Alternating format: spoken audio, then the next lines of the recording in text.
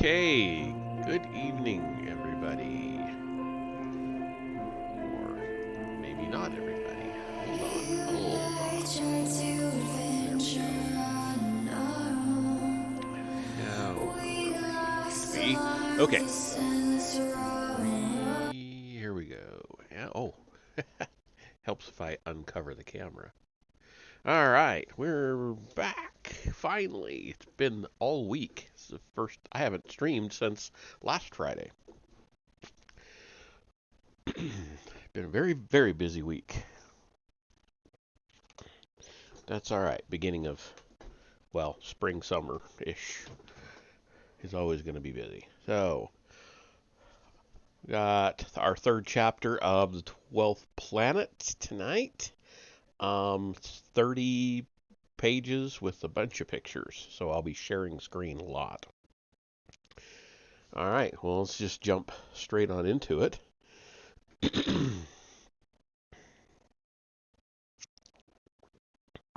So this chapter is called Gods of Heaven and Earth. What was it that, after hundreds of thousands and even millions of years of painfully slow human development, abruptly changed everything so completely and in a 1, 2, 3 punch? Circa 11,000 to, oh, okay, so he's got a string of dates here. Circa 11,000, 7,400, 3,800 BC. Transformed primitive nomadic hunters and food gatherers into hunters and into farmers and pottery makers, and then into builders of cities, engineers, mathematicians, astronomers, metallurgists, merchants, musicians, judges, doctors, authors, librarians, and priests. One can go further and ask an even more basic question, so well stated by Professor Robert J. Braidwood in his book Prehistoric Men, quote, why did it happen at all? Why are all human beings not still living as the Maglemosians did? End quote. Excuse me.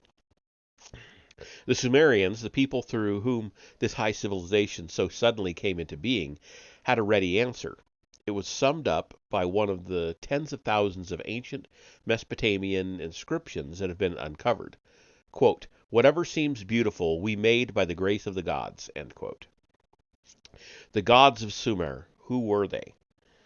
Were the gods of the Sumerians like the Greek gods, who were described as living at a great court, feasting in the great hall of Zeus in the heavens, Olympus, whose counterpart on earth was Greece's high peak, Mount Olympus? The Greeks described their gods as anthropomorphic, as physically similar to mortal men and women, and human in character. They could be happy and angry and jealous. They made love, quarreled, fought, and they procreated like humans, bringing forth offspring through sexual intercourse with each other or with humans. They were unreachable, and yet they were constantly mixed up in human affairs. They could travel at immense speeds, appear and disappear. They had weapons of immense and unusual power. Each had specific functions, and as a result, a specific human activity could suffer or benefit by the attitude of the god in charge of that particular activity. Therefore, rituals of worship and offerings to the gods were supposed to gain their favor. The principal deity of the Greeks during their Hellenic civilization was Zeus, father of the gods and men, master of the celestial fire. His chief weapon and symbol was the thunderbolt. He was a king upon earth who had descended from the heavens, a decision maker and the dispenser of good and evil to mortals, yet one whose original domain was in the skies. He was neither the first god upon earth nor the first deity to have been in the heavens. Mixing theology with cosmology to come up with what scholars treat as mythology, the Greeks believed that first there was chaos, then Gaia, Earth, and her consort Uranus, the heavens, appeared.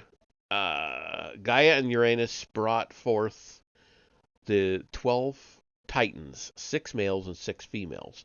Though their legendary deeds took place on Earth, it is assumed that they had astral counterparts. Cronus, the youngest male Titan, emerged as the principal figure in Olympian mythology. He rose to supremacy among the Titans through usurpation. After castrating his father Uranus, fearful of the other Titans, Cronus imprisoned and banished them. For that he was cursed by his mother. He would suffer the same fate as his father and be dethroned by one of his own sons.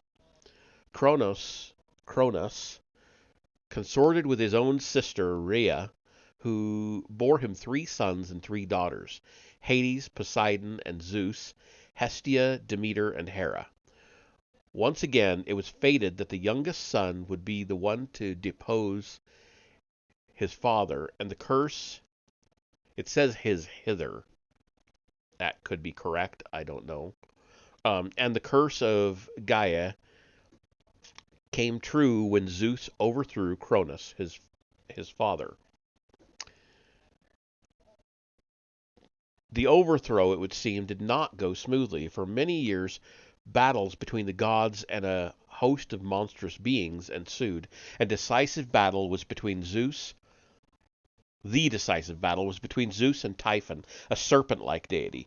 The fighting ranged over wide areas on Earth and in skies.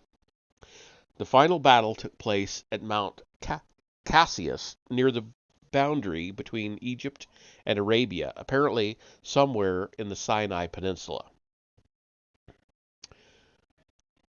Having won the struggle, Zeus was recognized as the supreme deity, and we have our first picture.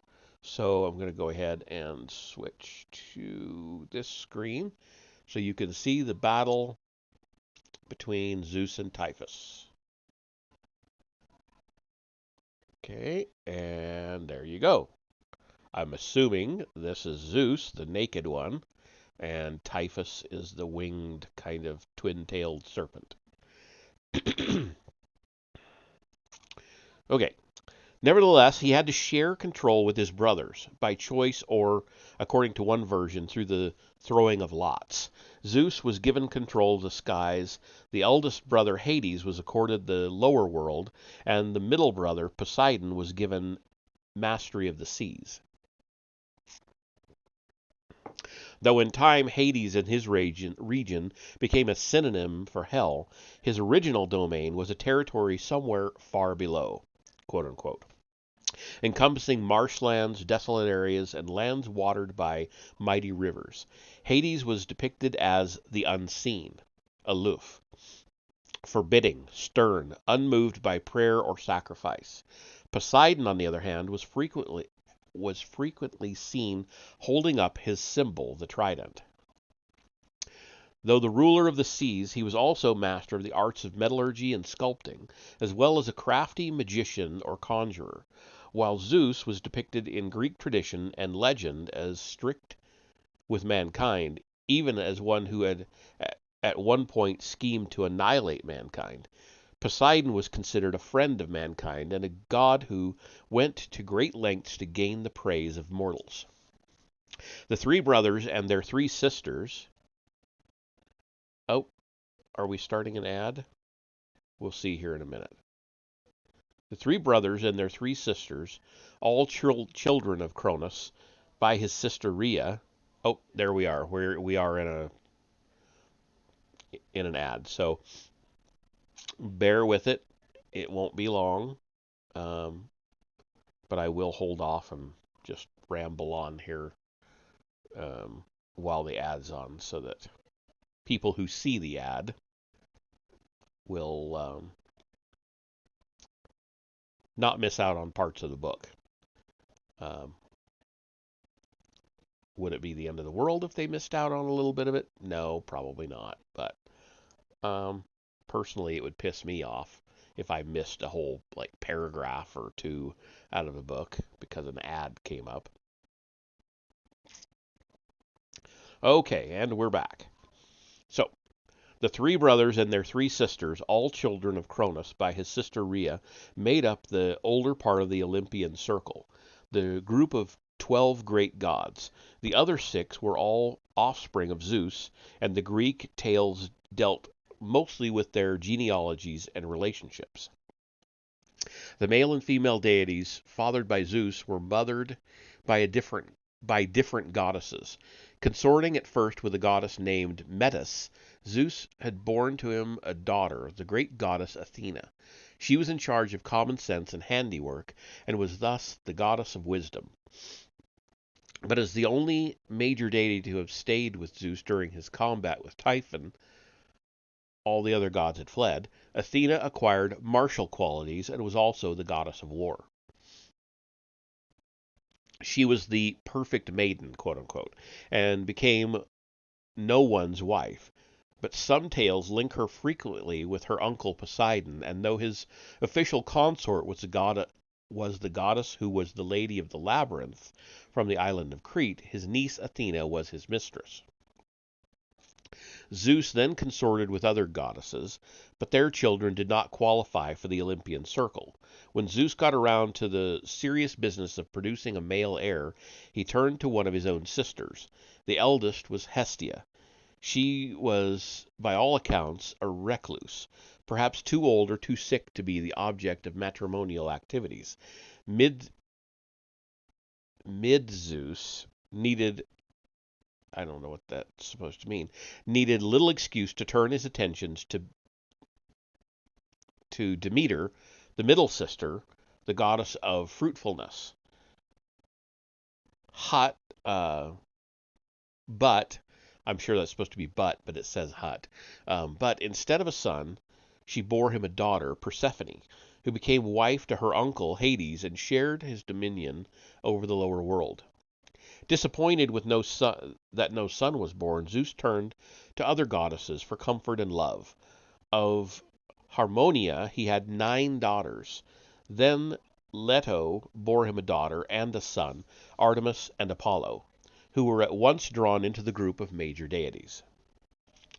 Apollo, as firstborn son of Zeus, was one of the greatest gods of the Hellenic pantheon, feared by men and gods alike.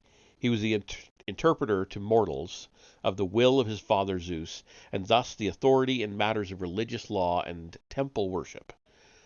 Representing moral and divine laws, he stood for purification and perfection, both spiritual and physical. Zeus's second son, born of the goddess Maia, was Hermes, patron of shepherds, guardian of the flocks and herds. Less important and powerful than his brother Apollo, he was closer to human affairs. Any stroke of good luck was attributed to him. As giver of good things, he was the deity in charge of commerce, patron of merchants and travelers. But his main role in myth and epic was as herald of Zeus, messenger of the gods. Impelled by certain dynastic traditions, Zeus still required a son by one of his sisters, and he turned to the youngest, Hera. Marrying her in the rites of a sacred marriage, Zeus proclaimed her queen of the gods, the mother goddess.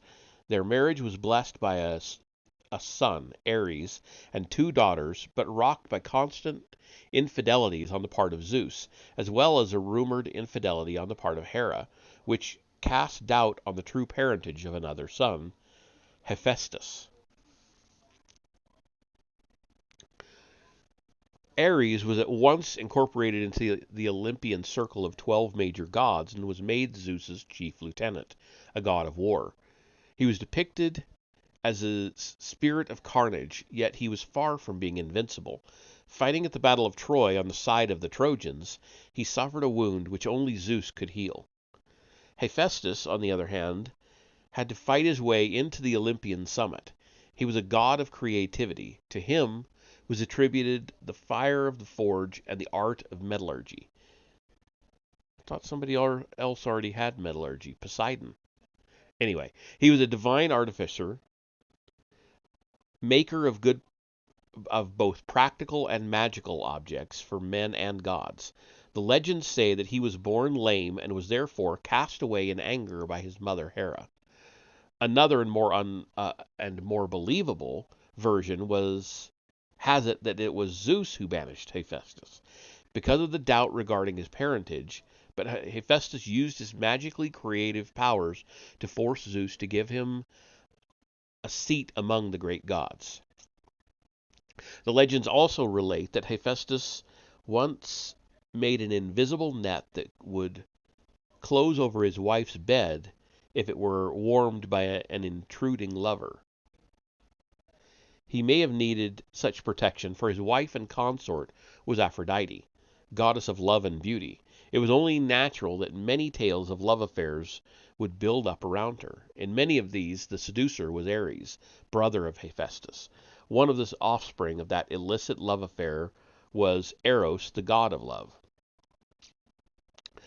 Aphrodite was included in the Olympic Circle of 12, and the circumstances of her inclusion shed light on our subject.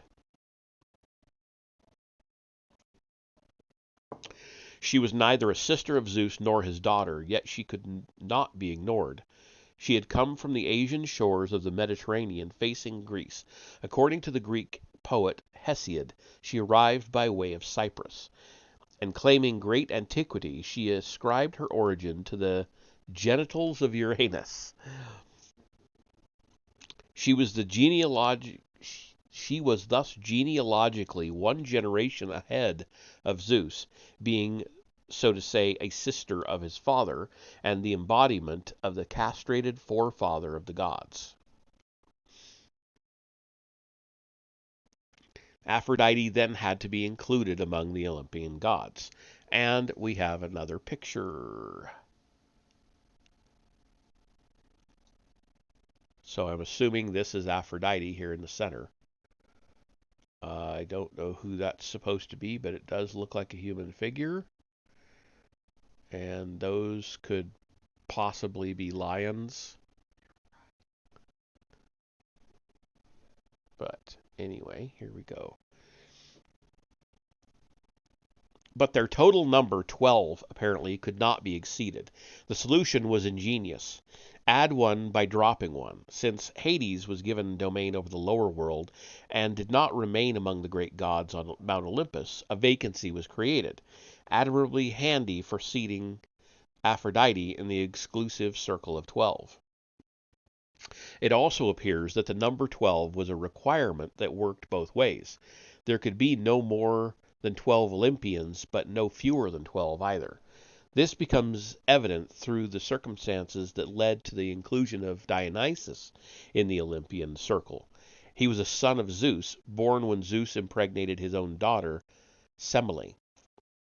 Dionysus, who had to be hidden from Hera's wrath, was sent to far-off lands, reaching even India, introducing vine-growing and wine-making wherever he went.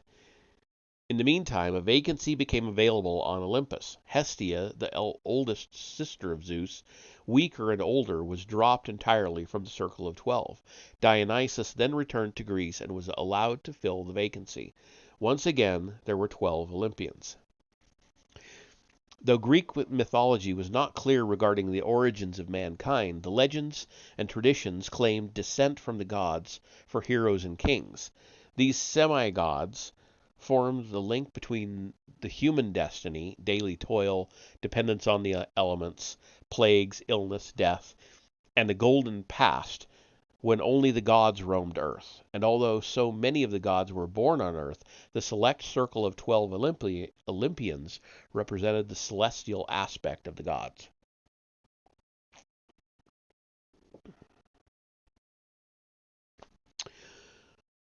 The original Olympus was described by the Odyssey as lying in the quote-unquote pure upper air.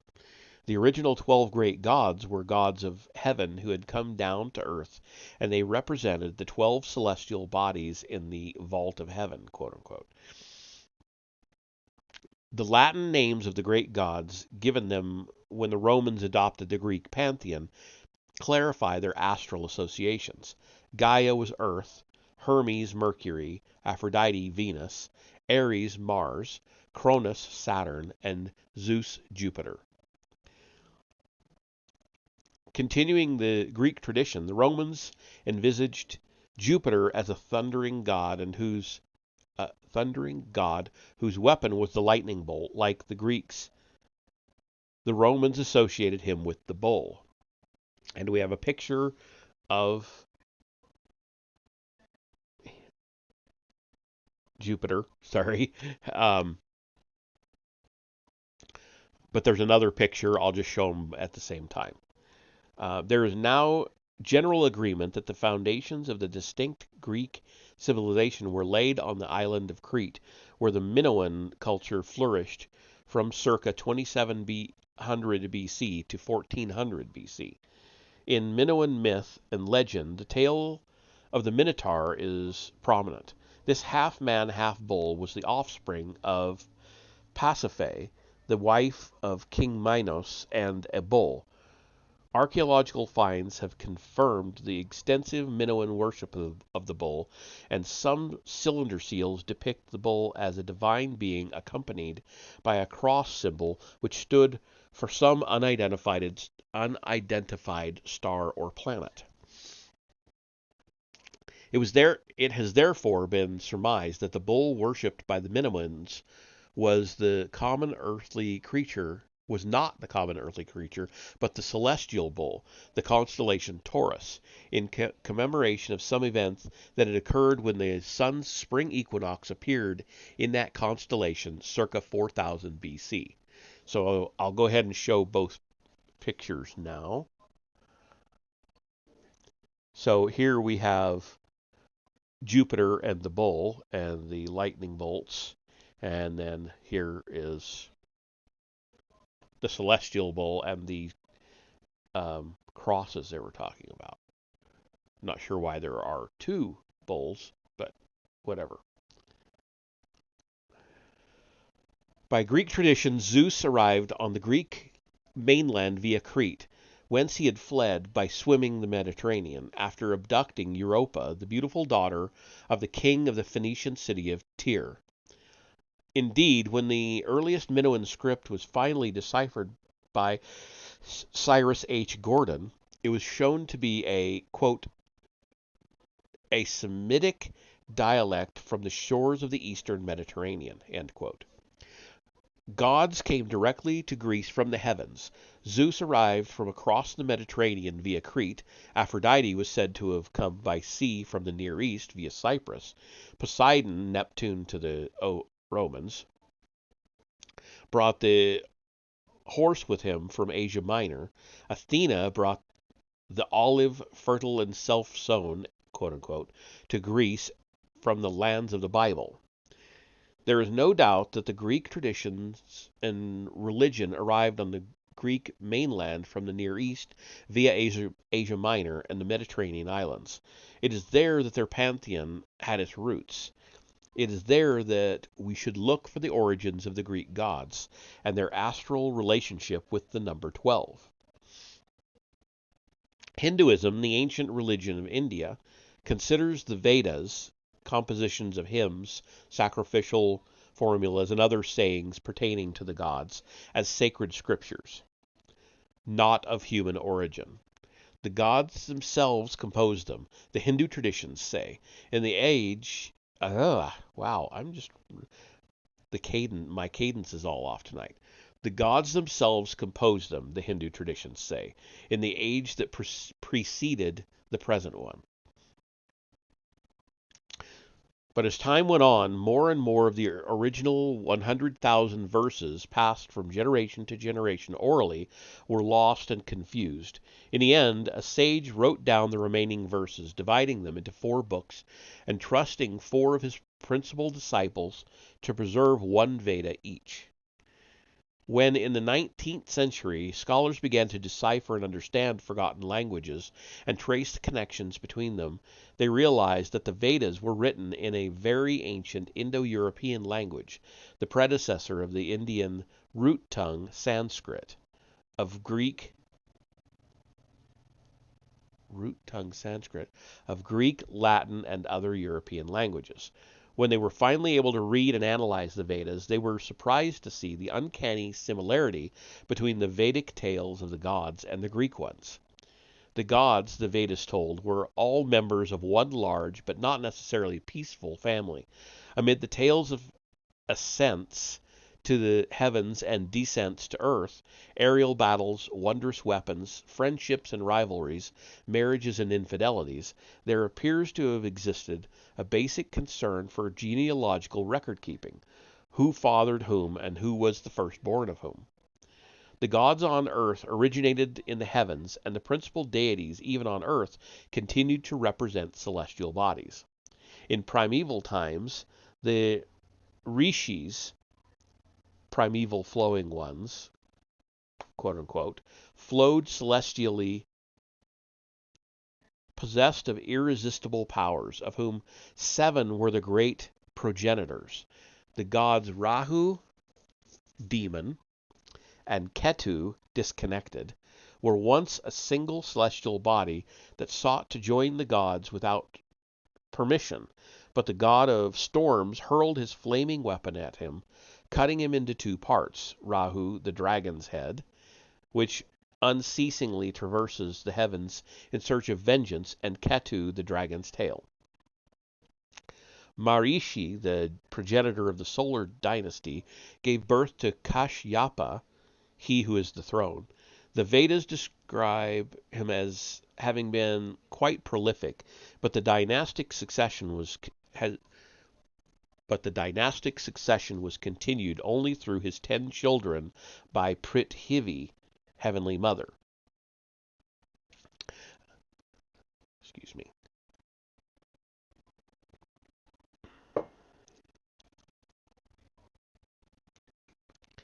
Hello, Vesper. How you doing?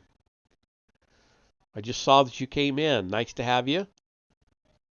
Always glad to have somebody come on in. Reading about Hindu gods now. I'm doing good. It's been a very busy week, so this is my first stream of the week. But you know, that's the way spring is sometimes.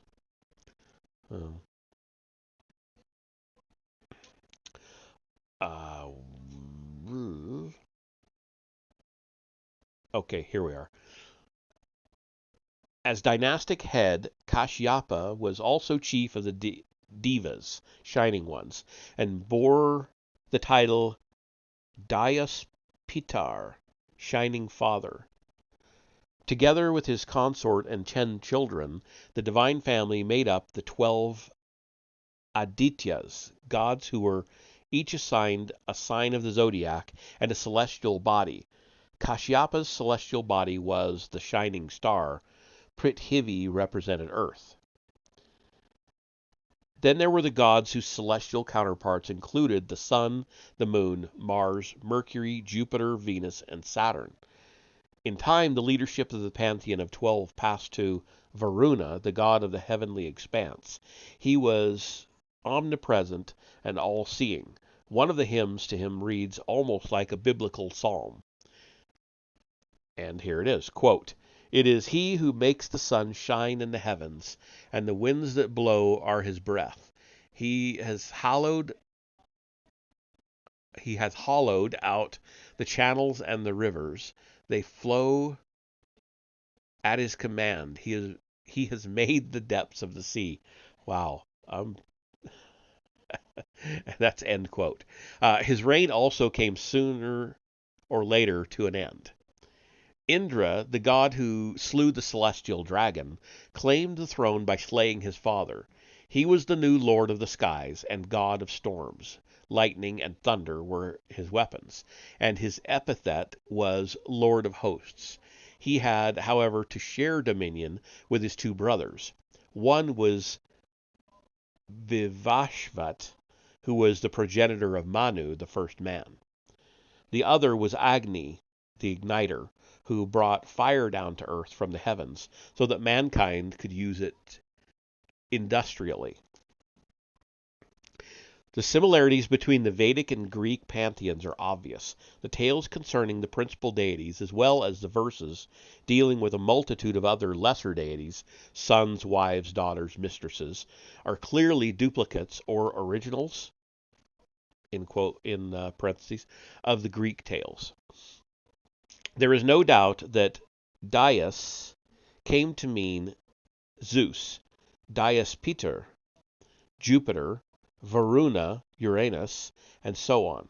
And in both instances, the circle of the great gods always stood at 12, no matter what changes took place in the divine succession. How could such similarity arise in two areas so far apart geographically and in time?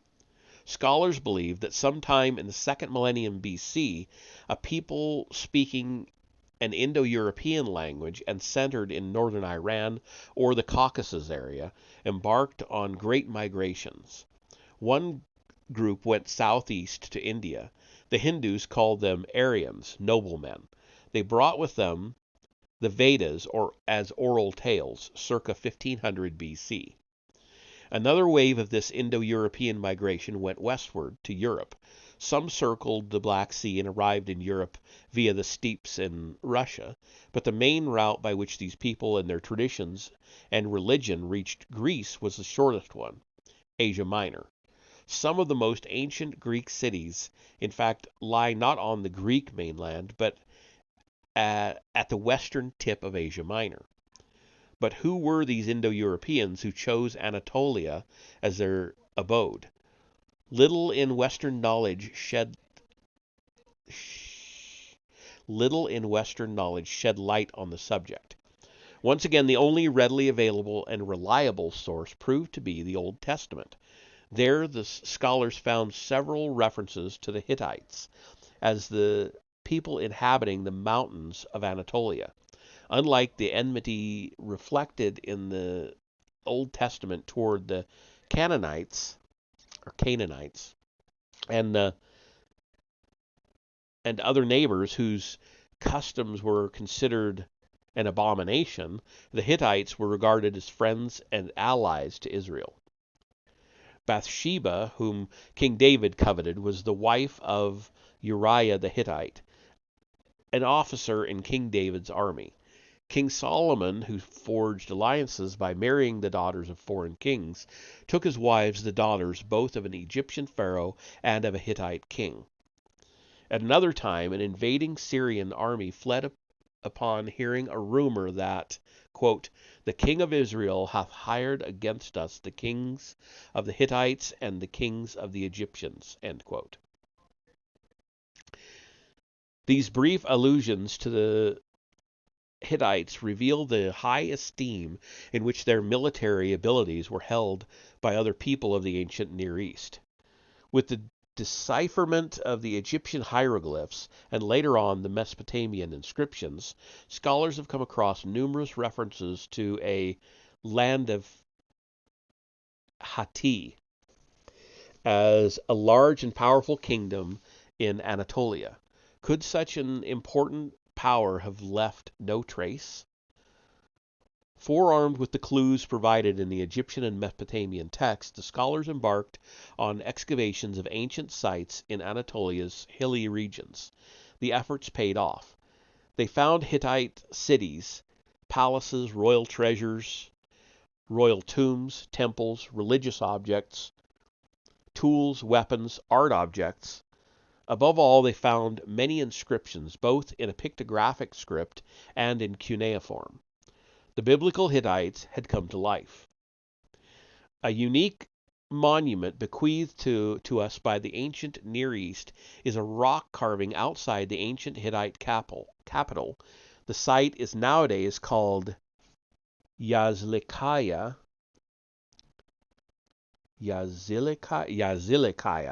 which in Turkish means inscribed rock.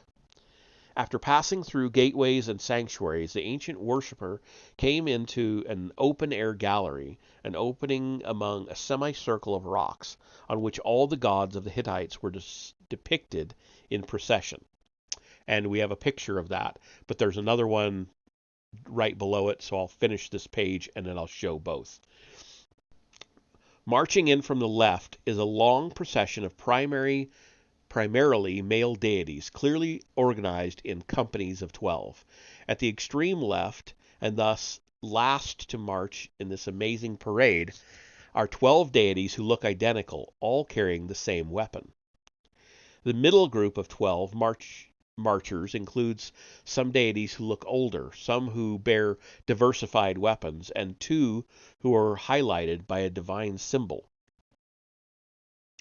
The third front group of 12 is clearly made up of the more important male and female deities. Their weapons and emblems are more varied. 4 have the divine celestial symbol above them, 2 are winged. This group also includes non-divine participants, 2 bulls holding up a globe, and the king of the Hittites wearing a skull cap and standing under the emblem of the winged disc. Okay, I don't really see that in all of his. Oh, okay. Okay, so it carries over onto the next page. So we'll go ahead and show these two, and then I'll go ahead and switch pages. So here's the rear group, and they're all holding the same weapons, and they're dressed the same. Then we have the second group he's talked about. The middle group of 12 marchers, including some deities who look older and who bear diversified weapons, and 2 who are highlighted by a divine symbol. So,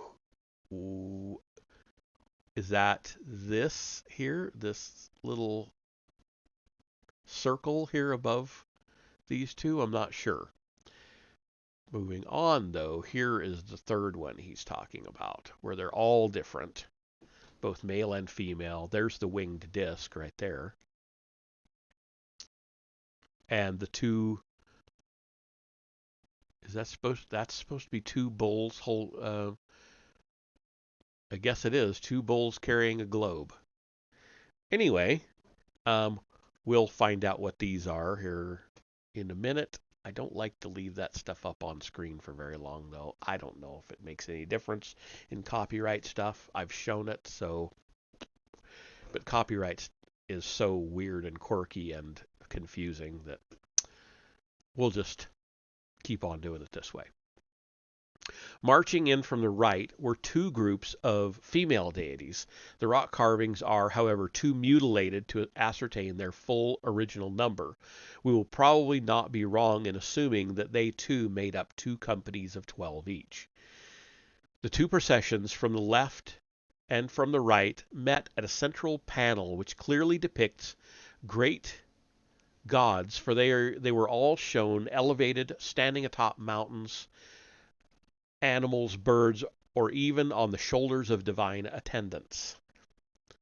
And that's the first one I'll show here in a second. Much effort was invested by scholars, for example, E. Laroche, Le Panthéon de Yakilikaya, I'm assuming that's the name of the book, Le Panthéon, to determine from the depictions the hieroglyphic symbols, as well as from partly legible texts and god names that were actually carved on the rocks, the names, titles, and roles of the deities included in the procession. But it is clear that the Hittite pantheon, too, was governed by the Olympian 12. The lesser gods were organized in groups of 12, and the great gods on earth were associated with 12 celestial bodies. That the pantheon was governed by the sacred number 12 is made additionally certain by yet another Hittite monument, a masonry shrine found near the present-day Beit Zahir. It clearly depicts the divine couple surrounded by 10 other gods, making a total of 12. The archaeological finds, well, I'll actually just go ahead and show those, and then I'll finish the page. Okay, so this is the great gods he's talking about, where they're standing on mountains and on top of animals and attendants and stuff. And then this is the divine couple surrounded by the 10.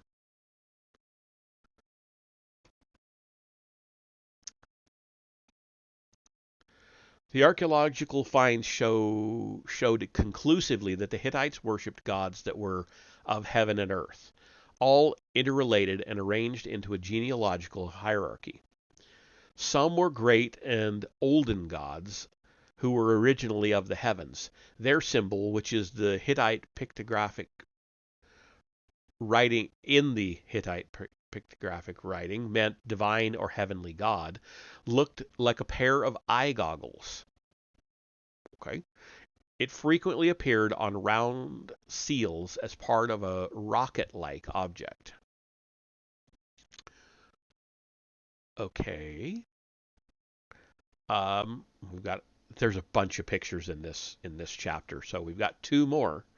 I'll read. There's not much text here, so other gods were actually present, not merely on earth, but among the Hittites, acting as supreme rulers of the land, appointing the human kings, and instructing the latter in matters of war, treaties, and other international affairs. Heading the physically present Hittite gods was a deity named Teshub, which meant wind blower. He was thus what scholars call a storm god, associated with winds, thunder, and lightning. He was also nicknamed Taru, bull.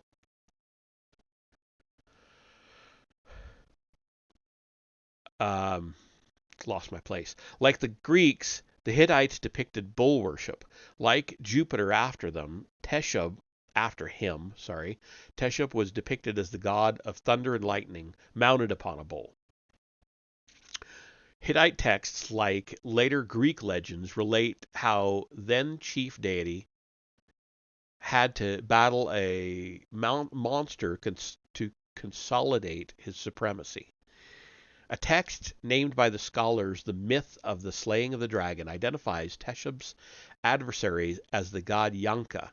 Failing to defeat him in battle, Teshub appealed to the other gods for help, but only one goddess came to his assistance and disposed of Yanka by getting him drunk at a party. Okay. All right, so here's our two pictures.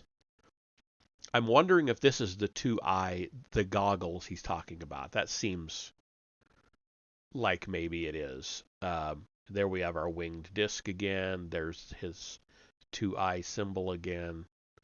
And then here, Teshub mounted on the bull, the winged disc above, which it looks so much like the winged disc of Egypt, especially in this one.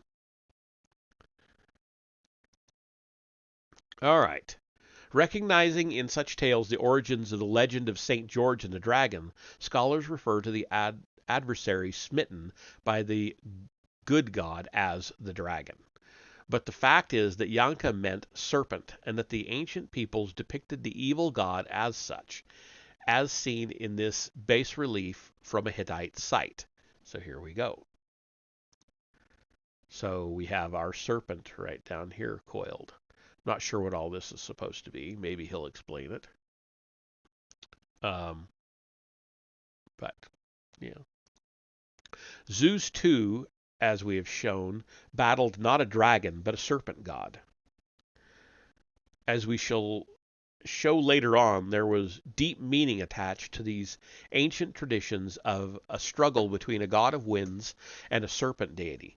Here, however, we can only stress that battles among the gods for the divine kingship were reported in the ancient texts as events that had unquestionably taken place.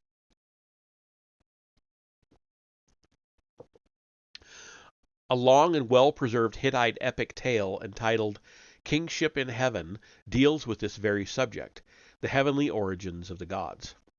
The recounter of those pre-mortal events first called upon 12 mighty olden gods to listen to his tale, and he witnesses to its accuracy, and be witnesses to its accuracy. And then I have several quotes coming up. So, first quote, let there listen the gods who were in heaven, and those who are upon the dark-hued earth. Let there listen the mighty olden gods. End quote. Thus establishing that the gods of old were both of the heaven and upon earth, the epic lists the 12 mighty old ones, the forebearers of the gods, and assuring their attention, the recounter proceeded to tell how the god who was king in heaven came to the dark-hued earth. Quote, Formerly, in the olden days, Alalu was born in heaven. He, Alalu, was seated on the throne. Mighty Anu, the first among the gods, stood before him, bowed at his feet, set the drinking cup in his hand. For 9 counted periods, Alalu was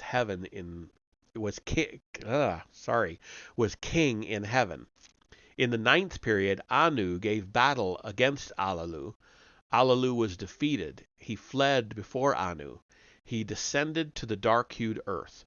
Down to the dark-hued earth he went. On the throne sat Anu. End quote. The epic thus attributed the arrival of a king in heaven upon earth. Let me start that over. The epic thus attributed the arrival of a king in heaven upon earth to a usurpation of the throne. A god named Alalu was forcefully deposed from his throne somewhere in the heavens, and fleeing for his life, descended to dark-hued earth. But that was not the end. The text proceeded to recount how Anu, in turn, was also deposed by a god named Kumarbi, Anu's own brother by some interpretations. There is no doubt that this epic, written 1,000 years before the Greek legends were composed, was the forerunner of the tale of the deposing of Uranus by Cronus, and of Cronus by Zeus. Even the detail pertaining to the castration of Cronus by Zeus is found in the Hittite text, for that was exactly what Kumarbi did to Anu.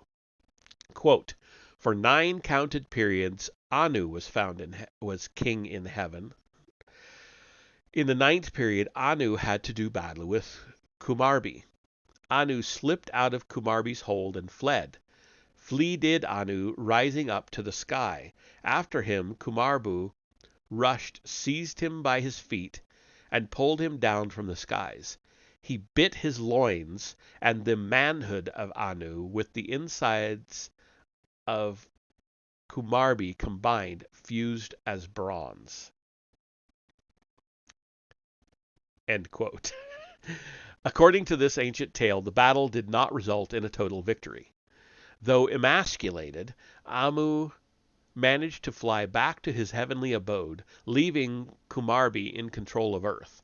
Meanwhile, Anu's manhood produced several deities within Kumarbi's insides, which he, like Cronus in the Greek legends, was forced to release.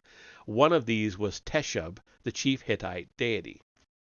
However, there was to be one more epic battle before Teshub could rule in peace. Learning of the appearance of an heir to Anu in Kumiya, heavenly abode, Kumarbi devised a plan to, quote, raise a rival to the god of storms, end quote. Followed by another quote, sorry. Into his hand he took his staff. Upon his feet he put the shoes that are swift as winds, end quote. And he went from his city Urkish to the abode of the Lady of the Great Mountain.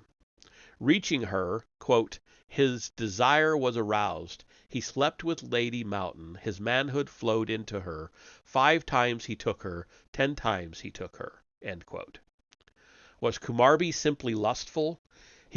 We have reason to believe that much more was involved.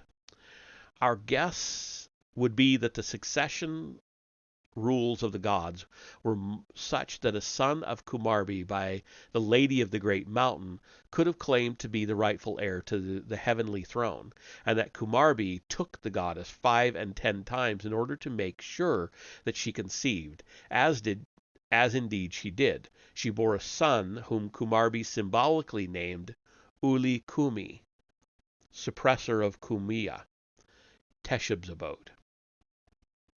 The battle for succession was foreseen by Kumarbi as one that would entail fighting in the heavens. Having destined his son to suppress the incumbents at Kumiya, Kumarbi further proclaimed for his son, quote, let him ascend to heaven for kingship. Let him vanquish Kumiya, the beautiful city. Let him attack the god of storms, and tear him to pieces like a mortal. Let him shoot down all the gods from the sky. End quote. Did the particular battles fought by Teshub upon earth and in the skies take place when the age of Taurus commenced, circa 4000 BC? Was it for that reason that the winner was granted association with the bull? And were the events in any way connected with the beginning, at the very same time, of the sudden civilization of Sumer? There can be no doubt that the Hittite pantheon and tales of the gods indeed had their tools in Sumer, its civilization and its gods. The tale of the challenge to the divine throne by Uli Kumi continues to relate heroic battles, but of an indecisive nature. At one point, the failure of Teshub to defeat his adversary even caused his spouse, Hebat, to attempt suicide. Finally, an appeal was made to the gods to mediate the dispute, and an assembly of the gods was called. It was led by an olden god named Enlil, and another olden god named Ea, who was called upon to produce, quote, the old tablets with the words of destiny, end quote. Some ancient records that could apparently help settle the dispute regarding the divine succession. When these records failed to settle the dispute, Enlil advised another battle with the challenger, but with the help of some very ancient weapons. Quote, "Listen, ye olden gods, ye who know the olden words," Enlil said to his followers. "Open ye the ancient storehouses of the fathers and the forefathers. Bring forth the olden copper lance, with which heaven was separated from earth, and let them sever the feet of Uli Kumi." End quote. Who were the olden gods? The answer is obvious, for all of them, Anu, Antu, Enlil, Ninlil, Ea, Ishkur, bear Sumerian names. Even the name of Teshub, as well as the names of the other Hittite gods, were often written in Sumerian script to denote their identities. Also, some of the places named in the action were those of ancient Sumerian sites. It dawned on the scholars that the Hittites in fact worshipped a pantheon of Sumerian origins, and that the arena of the tales of the olden gods was Sumer. This, however, was only part of a much wider discovery. Not only was the Hittite language found to be based on several Indo-European dialects, but it was also found to be subject to substantial Akkadian influence, both in speech and more so in writing. Since Akkadian was the international language of the ancient world in the 2nd millennium BC, its influence on Hittite could somehow be rationalized. But there was cause for true astonishment when scholars discovered in the course of deciphering Hittite that it extensively employed Sumerian pictographic signs, syllables, and even whole words. Moreover, it became obvious that Sumerian was their language of high learning. The Sumerian language, in the words of O.R. Gurney in The Hittites, quote, was intensively studied at Hattushash, the capital city, and Sumerian Hittite vocabularies were found there. Many of the syllables associated with the cuneiform signs in the Hittite period were really Sumerian words of which the meaning had been forgotten by the Hittites. In the Hittite texts, the scribes often replaced common Hittite words by the corresponding Sumerian or Babylonian word. End quote. Now, when the Hittites reached Babylon, sometime after 1600 BC, the Sumerians were already long gone from the Near Eastern scene. How was it then that their language, literature, and religion dominated another great kingdom in another millennium and in another part of Asia? The bridge scholars have recently discovered was a people called the Hurrians. I don't know if that's Hurrians, referred to in the Old Testament as the Horites, free people. They dominated the wide area between Sumer and Akkad in Mesopotamia and the Hittite kingdom in Anatolia. In the north, their lands were in the ancient cedar lands from which countries near and far obtained their best woods. In the east, their centers embraced the present-day oil fields of Iraq. In one city alone, Nuzi, archaeologists found not only the usual structures and artifacts, but also thousands of legal and social documents of great value. In the west, the Hurrians' rule and influence extended to the Mediterranean coast and encompassed such great ancient centers of trade, industry, and learning as Carchemish and Alalak. But the seats of their power, the main centers of the ancient trade routes, and the sites of the most venerated shrines were within the heartland that was, quote, between the two rivers, end quote. The biblical Naharayim. Their great ancient, I don't know where great came from. Their most ancient capital, as yet undiscovered, was located somewhere on the Kabur River. Their greatest trading center on the Balik River was the biblical Haran, the city where the family of the patriarch Abraham sojourned on their way from Ur in southern Mesopotamia to the land of Canaan. Egyptian and Mesopotamian royal documents referred to the human kingdom as Mitanni and dealt with it on an equal footing, a strong power whose influence spread beyond its immediate borders. The Hittites called their human neighbors Huri. Some scholars pointed out, however, that the word could also be read Har, and like G. Contino in La civilisation des Hittites et des Hurrites du Mitanni, sorry, I know I butchered that, have raised the possibility that in the name Hari, quote, one sees the name Ari or Aryans for these people. Aryans. End quote. There is no doubt that the Hurrians were Aryan or Indo-European in origin. Their inscriptions invoked several deities by their Vedic Aryan names. Their kings bore Indo-European names, and their military and cavalry terminology derived from the Indo-European.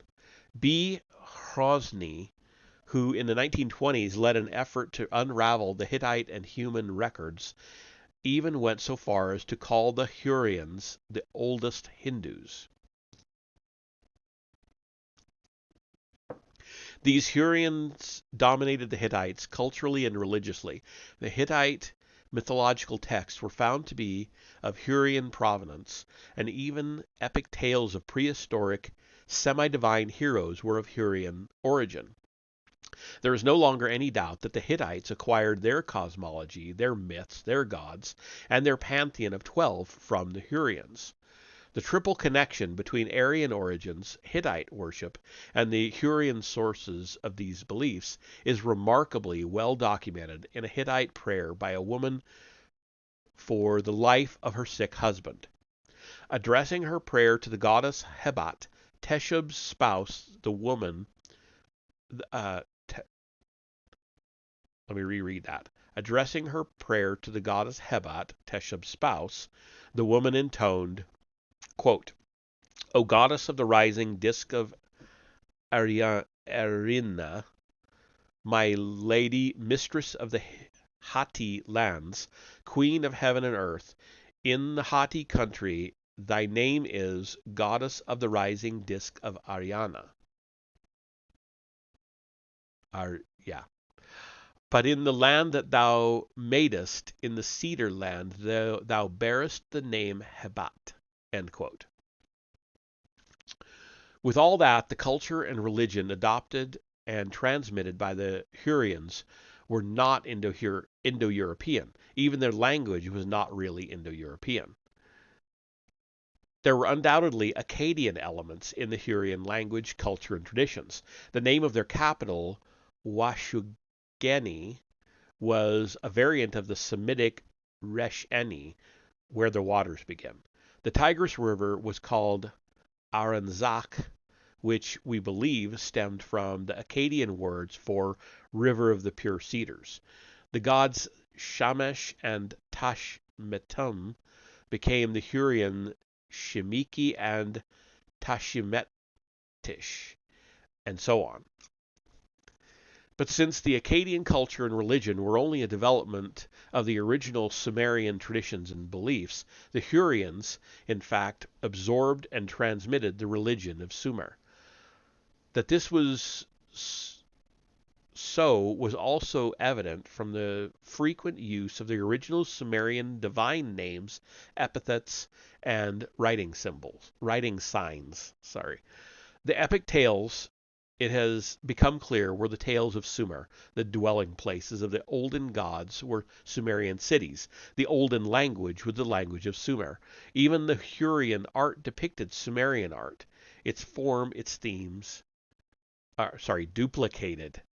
I said depicted. Duplicated Sumerian art. Its forms, its themes, and its symbols.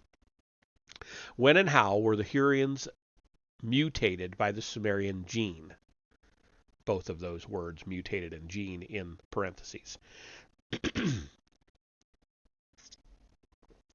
Evidence suggests that the Hurrians, who were the northern neighbors of Sumer and Akkad in the 2nd millennium BC, had actually commingled with the Sumerians in the previous millennium.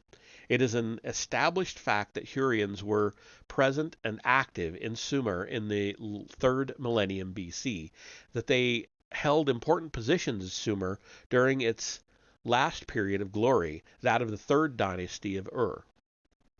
There is evidence showing that the Hurrians managed and manned the garment industry from which Sumer and especially Ur was known in antiquity. The renowned merchants of Ur were probably Hurrians for the most part. In the 13th century BC, under the pressure of vast migrations and invasions, including the Israelite thrust from Egypt to Canaan, the Hurrians retreated to the northeastern portion of their kingdom. Establishing their new capital near Lake Van, they called their kingdom Urartu, or Ararat. There they worshipped a pantheon headed by Teshub, depicting him as a vigorous god wearing a horned cap and standing upon his cult symbol, the bull. They called their main shrine Betanu, House of Anu, and dedicated themselves to making their kingdom the fortress of the valley of Anu, quote unquote. And Anu, as we shall see, was the Sumerian father of the gods. And we have the depiction he just mentioned of Teshub, or Teshiba, wearing his horned cap and riding on the bull. So here we go. So there's the horn on the cap, the bull down here.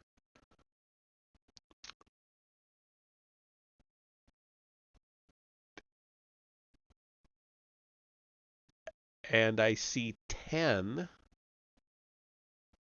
of these spear type points. 3 groups of 3 plus he's holding one. I wonder if that will come up. Okay. We're not even close to done. Wow, we have a long way to go. Okay. What about the other avenue by which the tales and the worship of the gods reached Greece? From the eastern shores of the Mediterranean via Crete and Cyprus. The lands that are today Israel, Lebanon, and southern Syria, which formed the southwestern band of the ancient Fertile Crescent, were then the habitat of peoples that can be grouped together as the Canaanites. Once again, all that was shown of them until rather recently appeared in references mostly adverse in the Old Testament and scattered Phoenician inscriptions. And remember, once again, he's writing this back in the 70s. So if he's saying something is recent, it's recent for him. We may know a lot more about the subject than he knew at the time.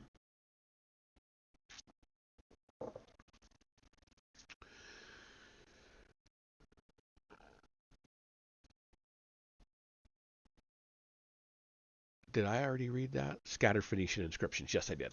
Archaeologists were only beginning to understand the Canaanites when two discoveries came to light: certain Egyptian texts at Luxor and Saqqara, and, much more important, historical, literary, and religious texts unearthed at a major Canaanite center. The place, now called Ras Shamra, on the Syrian coast, was the ancient city of Ugarit. I guess I'm pronouncing that right. I don't know. Who can say? Ugarit. The language of the Ugarit inscriptions, the Canaanite language, was what scholars call West Semitic, a branch of the group of languages that also includes the earliest Akkadian and present-day Hebrew. Indeed, anyone who knows Hebrew well can follow the Canaanite inscriptions with relative ease. The language, literary style, and terminology are reminiscent of the Old Testament. The pantheon that unfolds from the Canaanite texts bears many similarities to the later Greek one.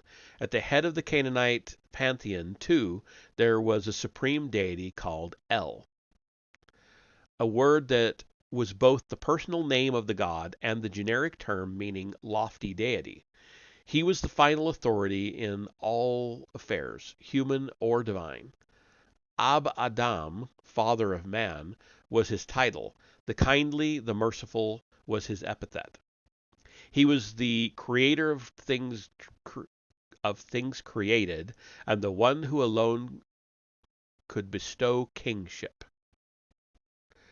The Canaanite texts, myths to most scholars, depicted El as a sage, elderly deity who stayed away from daily affairs.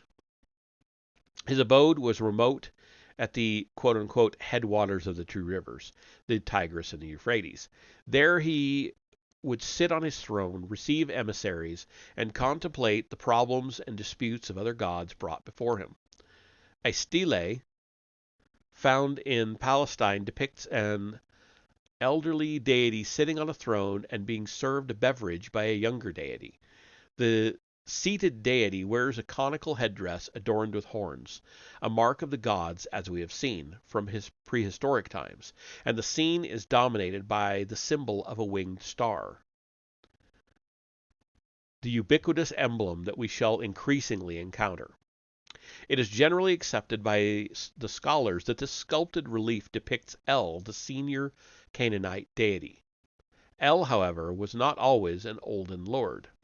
And we have another picture of El seated and being served by the younger deity. Here, of course, and there's the winged star.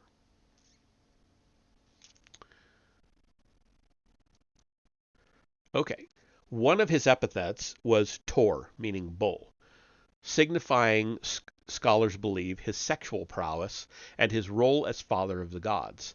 A Canaanite poem called Birth of the Gracious Gods placed El at the seashore, probably naked, where two women were completely charmed by the size of his penis. While a bird was roasting on the beach,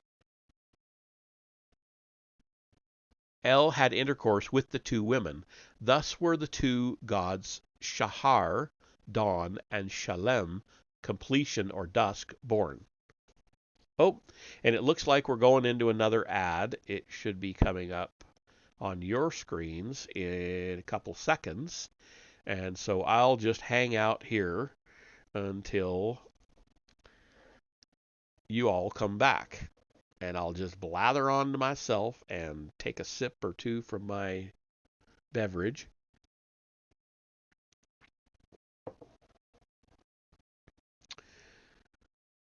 Yeah, I'm only supposed to be doing 1 minute of ads per hour, and we're 12 minutes into the second hour, so it makes sense that it came up. And we're back. Okay, so now we can get back to the text. Don't want anybody to miss anything. These were not his only children, nor his principal sons, of which he had apparently 7. His principal son was Baal, again the personal name of the deity, as well as the general term for Lord. As the Greeks did in their tales, the Canaanites spoke of the challenges by the son to the authority and rule of his father. Like El, his father, Baal was what the scholars called a storm god, a god of thunder and lightning. A nickname for Baal was Hadad, sharp one. His weapons were the battle axe and the lightning spear. His cult animal, like El's, was the bull, and like El, he was depicted wearing the conical headdress adorned with a pair of horns. Baal was also called Elyon, supreme, that is, the acknowledged prince, the heir apparent, but he had not come by this title without a struggle. First with his brother Yam, prince of the sea, and then with his brother Mot. A long and touching poem, pieced together from numerous fragmented tablets, begins with the summoning of the master craftsman to El's abode, quote, at the source of the waters in the midst of the headwaters of the two rivers, end quote. And now it quotes the poem.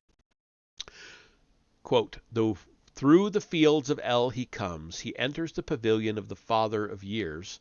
At El's feet he bows, falls down, prostrates himself, paying homage, end quote. The master craftsman is ordered to erect a palace for Yam as the mark of his rise to power. Emboldened by this, Yam sends his messengers to the assembly of the gods to ask for the surrender to him of Baal. Yam instructs his emissaries to be defiant, and the assembled gods do yield. Even El accepts the new lineup among his sons. Baal is thy slave, O Yam, he declares. The supremacy of Yam, however, was short-lived. Armed with two divine weapons, Baal struggled with Yam and defeated him, only to be challenged by Mot. The name meant smiter. In this struggle, Baal was soon vanquished, but his sister, Anat, refused to accept this demise of Baal as final. Quote, she seized Mot, the son of El, and with a blade she cleaved him, end quote.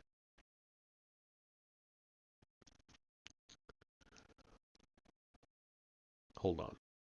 I had a comment there, a snarky comment, but not snarky, smart alecky though. There's your depiction of the first strong, independent woman. She cleaved her brother with a blade. The obliteration of Mot led, according to the Canaanite tale, to the miraculous resurrection of Baal.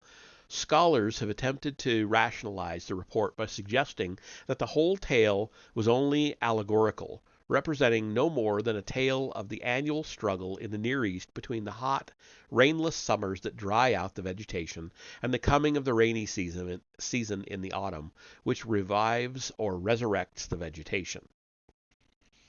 But there is no doubt that the Canaanites' tale intended no allegory, that it related what were then believed to be the true events, how the sons of the chief deity fought among themselves, and how one of them defied defeat to reappear and become the accepted heir, making El rejoice. Quote, another poem here. El, the kindly one, the merciful, rejoices. His feet on the footstool he sets. He opens his throat and laughs. He raises his voice and cries out, I shall sit and take my ease. The soul shall repose in my breast. For Baal the mighty is alive. For the prince of earth exists. End quote. Anat, according to the Canaanite traditions, thus stood by her brother, the Lord Baal, in his life and death struggle with the evil Mot, and the parallel between this and the Greek tradition of the goddess Athena standing with the supreme god Zeus in his life and death struggle with Typhon is only too obvious. Athena, as we have seen, was called the perfect maiden, yet had many illicit love affairs. Likewise, Canaanite traditions, which preceded the Greek ones, employed the epithet the maiden Anat, and in spite of this, proceeded to report her various love affairs, especially with her own brother, Baal. One text describes the arrival of Anat at Baal's abode on Mount Zaphon and Baal's hurried dismissal of his wives. Then he sank by his sister's feet. They looked at each other's eyes. They anointed each other's horns. And it has that in quotes. And, quote, he seizes and holds her womb. She seizes and holds his stones. The maiden Anat is made to conceive and bear. End quote.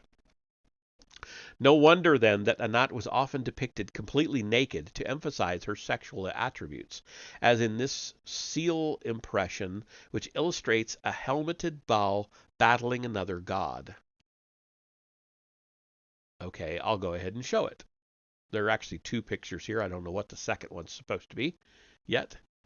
But there she is naked, and he's, I guess, battling. There's a bull. Don't know.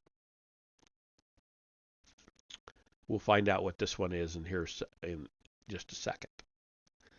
Like the Greek religion and its direct forerunners, the Canaanite pantheon included a mother goddess, official consort of the chief deity. They called her Ashera. She paralleled the Greek Hera. Maybe it's Asherah. Asherah? I'll say Asherah. She paralleled the Greek Hera. Astarte, the biblical Ashtoreth, paralleled Aphrodite. Her frequent consort was Athtar, who was associated with a bright planet, and who probably paralleled Ares, Aphrodite's brother. There were other young deities, male and female, whose astral or Greek parallels can easily be surmised. But besides these young deities, there were the olden gods, aloof from mundane affairs, but available when the gods themselves ran into serious trouble. Some of their sculptures, even in a partially damaged state, show them with commanding features, gods recognizable by their horned headgear. I kind of see the horns. It's almost a triple horn. Whence had the Canaanites, for their part, drawn their culture and religion? Before I go on with that, let me show you that picture one more time, just in case. So I see there's three folds here that are three things there that could all be horns, I suppose. These come from all the way behind, but these two come from the ear. So, I don't know. That one had to have been damaged quite a lot. The eyes all busted up. There's no nose. If there ever was one. I don't know. The Old Testament back up. Whence had the Canaanites, for their part, drawn their culture and religion? The Old Testament considered them a part of the Hamitic family of nations, with roots in the Hot, for that is what Ham meant, the hot lands of Africa, brothers of the Egyptians. The artifacts and written records unearthed by archaeologists confirm the close affinity between the two, as well as the many similarities between the Canaanite and Egyptian deities. The many national and local gods, the multitude of their names and epithets, the diversity of their roles, emblems, and animal mascots, at first cast the gods of Egypt as an unfathomable crowd of actors upon a strange stage. But a closer look reveals that they were essentially no different from those of the other lands of the ancient world. The Egyptians believed in gods of heaven and earth, great gods that were clearly distinguished from the multitude of lesser deities. G. A. Wainwright, The Sky Religion in Egypt, again another book title, summed up the evidence showing that the Egyptian belief in gods of heaven who descended to earth from the skies was extremely ancient. Some of the epithets of these great gods greatest God, bull of heaven, Lord, lady of the mountains sound familiar. Although the Egyptians counted by the decimal system, their religious affairs were governed by the Sumerian sexagesimal, 60, and celestial matters were subject to the divine number 12. Their heavens were divided into 3 parts, each comprising 12 celestial bodies. The afterworld was divided into 12 parts. Day and night were each divided into 12 hours. And all these divisions were paralleled by companies of gods, which in turn consisted of 12 gods each. The head of the Egyptian pantheon was Ra, creator, who presided over an assembly of the gods that numbered 12. Okay, and we've got 2 more pictures. One is the winged disc, and one I'm assuming is Ra. So I'll show you those real quick. So our winged disc and Ra with his 2, 4, 6 wings. And what are these, snakes? 8, what, or no, 4, 5, 6. Yeah, 8. I guess they kind of look like a snake to me. I don't know. But he's got 4 arms. This one's holding.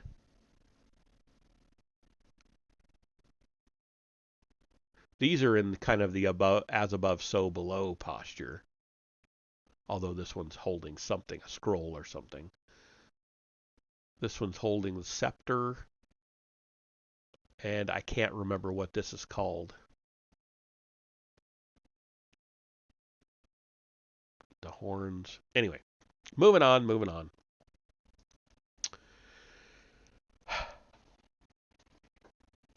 He performed his wondrous works of creation in primeval times, bringing forth Geb, earth, and Nut, sky.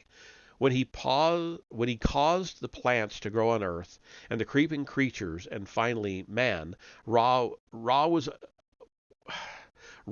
an unseen celestial god who manifested himself only periodically. His manifestation was the Aten, the celestial disk depicted as a winged globe. Okay, winged globe, not a winged disc. Whatever. The appearance and activities of Ra on earth were, according to Egyptian tradition, directly connected with kingship in Egypt. According to that tradition, the first rulers of Egypt were not men but gods, and the first god to rule over Egypt was Ra. He then divided the kingdom, giving Lower Egypt to his son Osiris. I've heard it both ways, and Upper Egypt to his son Seth, or Set. But Seth schemed to overthrow Osiris and eventually had Osiris drowned. Isis, the sister and wife of Osiris, retrieved the mutilated body of Osiris and resurrected him. Thereafter, he went through the secret gates and joined Ra in his celestial path. His place on the throne of Egypt was taken over by his son Horus, who was sometimes depicted as a winged and horned deity.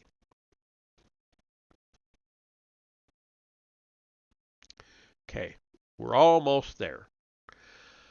Though Ra was loftiest in the heavens, upon earth he was the son of the god Ptah, Ptah, developer, one who fashioned things.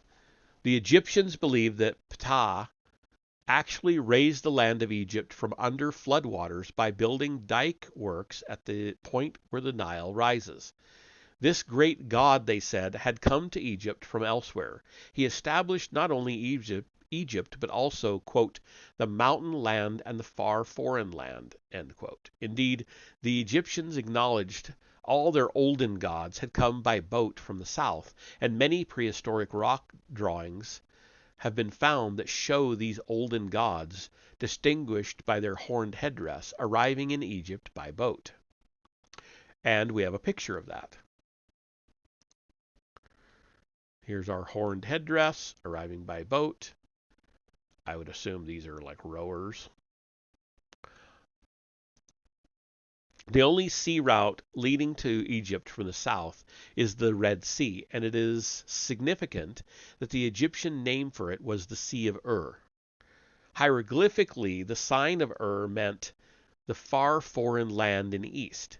That it actually may also be, man, that it actually may also have referred to the Sumerian Ur lying in that very direction cannot be ruled out. The Egyptian word for divine being or God was Ntur, N-T-R, which meant one who watches. Significantly, that is exactly the meaning of the name Shumer, the land of the ones who watch. The earlier notion that civilization may have begun in Egypt has been discarded by now. There is ample evidence now showing that the Egyptian organized society and civilization, which began half a millennia and more after the Sumerian one, drew its culture, architecture, technology, art of writing, and many other aspects of a high civilization from Sumer. The weight of evidence also shows that the gods of Egypt originated in Sumer.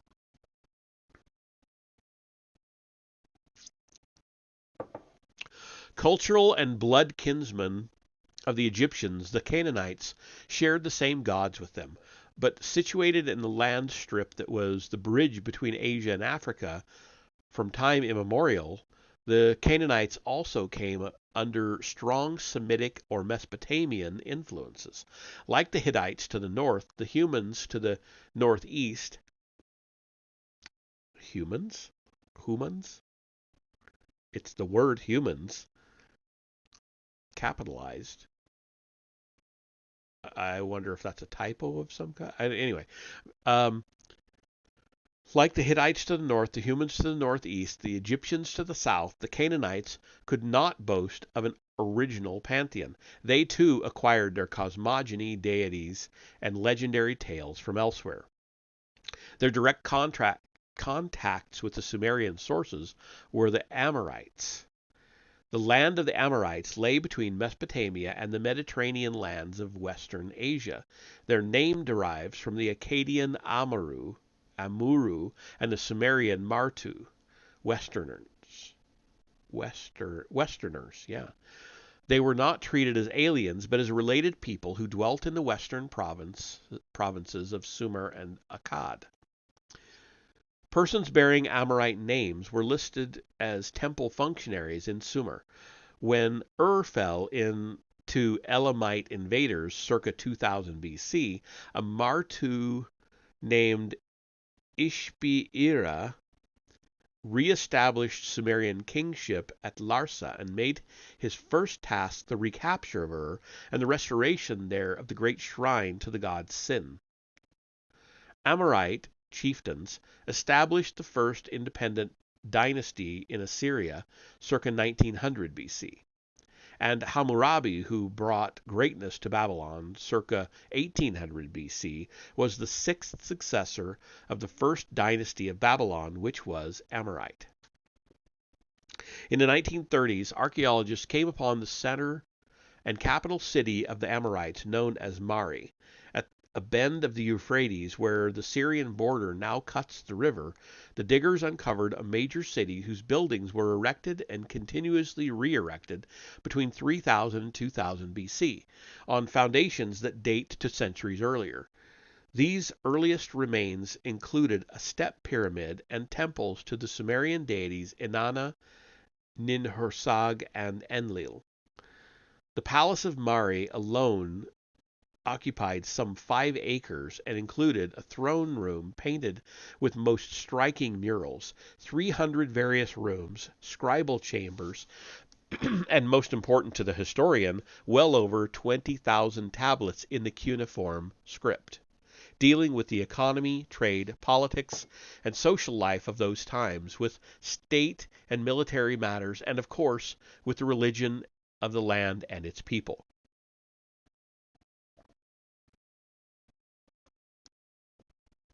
One of the wall paintings at the great palace of Mari depicts the investiture of the king Zimri Lim by the goddess Inanna, whom the Amorites called Ishtar. As in the other pantheons, the chief deity physically present among the Amaru was a weather or storm god. They called him Adad, the equivalent of the Canaanite Baal lord, and they nicknamed him Hadad. His symbol, as might be expected, was fork lightning. In Canaanite texts, Baal is often called the son of Dagon. The Mari texts also speak of an older deity named Dagon. So the difference is Dagon, D-A-G-O-N, and Dagon, D-A-G-A-N. The Mari text speaks of the older deity named Dagon, a lord of abundance, who, like El, is depicted as a retired deity who complained on one occasion that he was no longer consulted on the conduct of a certain war. Other members of the pantheon included the moon god, whom the Canaanites called Yera, the Akkadians Sin, and the Sumerians Nanar, the sun god, commonly called Shamash, and other deities whose identities leave no doubt that Mari was a bridge, geographically and chronologically, connecting the lands and the peoples of the eastern Mediterranean with the Mesopotamian sources. Among the first Mari, as elsewhere in the lands of Sumer, there were dozens of statues of the people themselves, kings, nobles, priests, singers. They were invariably depicted with their hands clasped in prayer, their gaze frozen forever toward their gods. Who were these gods of heaven and earth, divine yet human, always headed by a pantheon or inner circle of 12 deities? We have entered the temples of the Greeks and the Aryans, the Hittites and the Hurrians, the Canaanites, the Egyptians, and the Amorites. We have followed paths that took us across continents and seas, and clues that carried us over several millennia, and all the corridors of all the temples have led us to one source, Sumer. And that's the end of the chapter, but there are 2 more pictures here that I need to show you. I was trying to figure out what he said referring to this, and I really didn't quite get it. He said something maybe on this previous page, but I'll look at it. But first, these are the depictions of the people with their hands clasped in prayer he was talking about. So, one of the wall paintings at the Great Palace of Mari depicts the investiture of the king Zimri Lim by the goddess Inanna, whom the Amorites called Ishtar. So that must be what this is. He is being made king. I would assume this is the king. This is Ishtar. But anyway, that is the end of the chapter. So we will leave it off there. That's an hour and a half. That's all my throat can take of reading out loud. So we'll leave it off. And let's see what's going on. Well, we've got Mr. Blitzer playing Horizon Zero Dawn. Yeah, let's go. He's only got 5 people watching him, so I'm sure he'll appreciate another 4. So I will take us on over there. I will see you in just a minute.